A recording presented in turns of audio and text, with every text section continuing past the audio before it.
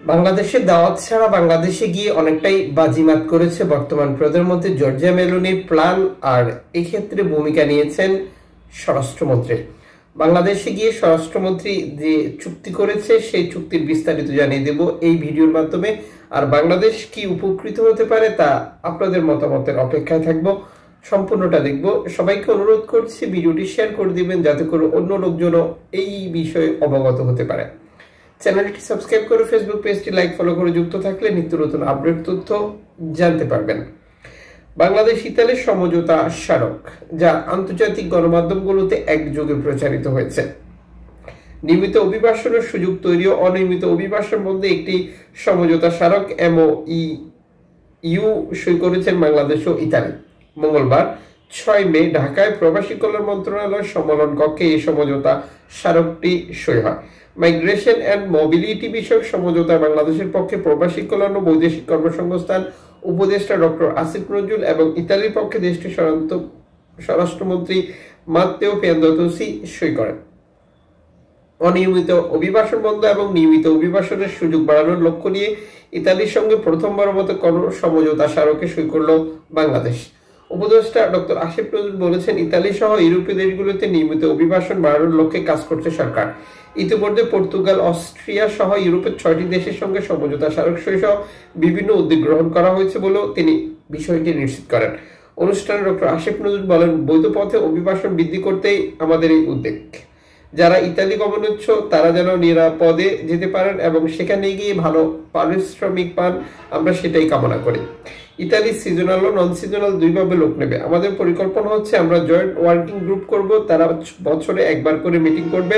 আমাদের technical training centre আছে, সেখানে কর্মীদের ইতালির ভাষা শিক্ষা দেওয়া হবে।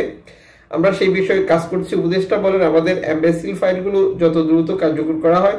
এছাড়া ইতালিতে যারা বাংলাদেশি ছাত্র আছেন তাদের ভিসা প্রক্রিয়া যেন সহজ হয়। অভিবাসনের দিক দিয়ে আমাদেরকে যেন ইতালি সরকারের ঝুঁকিপূর্ণ তালিকা থেকে বাদ দেওয়া হয়, সেই বিষয়টিও আলোকপাত করা হয়েছে। সমাজ সম্মেলনে উপদেষ্টার কাছে জানতে চাওয়া হয় কোন কোন খাতে কত সংখ্যক বাংলাদেশিকে ইতালি পাঠানো হবে। জবাবে তিনি বলেছেন, সমঝোতা স্মারকে এত ডিটেলস থাকে না। বর্তমানে আমাদের যে কোটা আছে সেটি বাড়ানো হবে। কোটা বাড়ানোর বিষয়টি আমরা আশা করছি। অবৈধ অনিয়মিত পথে যাওয়া অনেকটাই বন্ধ হয়ে যাবে, মতামত প্রকাশ করেছেন ডক্টর আসিফ নজরুল।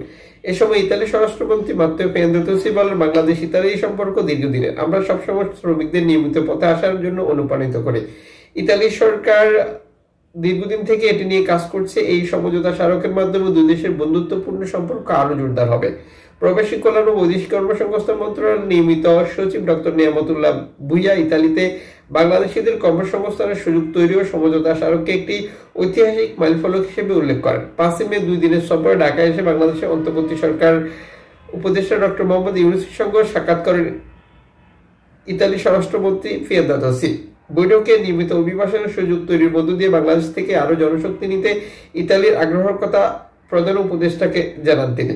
মাত্তেও পিয়ান্তোসি জানান যে ইতালির প্রধানমন্ত্রী জর্জিয়া মেলোনি চলতি বছরের সেপ্টেম্বরের আগে বাংলাদেশ সফরে আসতে পারেন, কারণ ঢাকার সঙ্গে দ্বিপাক্ষিক সহযোগিতা নবায়ন পুনরুজ্জীবিত করতে চায় রোম। তিনি বলেন, ইতালিতে বাংলাদেশের একটি বড় কমিউনিটি রয়েছে। আমরা বাংলাদেশি কমিউনিটি নিয়ে খুবই সন্তুষ্ট, কারণ তারা তরুণ, পরিশ্রমী। ইতালির সমাজের সঙ্গে তারা সুন্দরভাবে মিশে গেছে।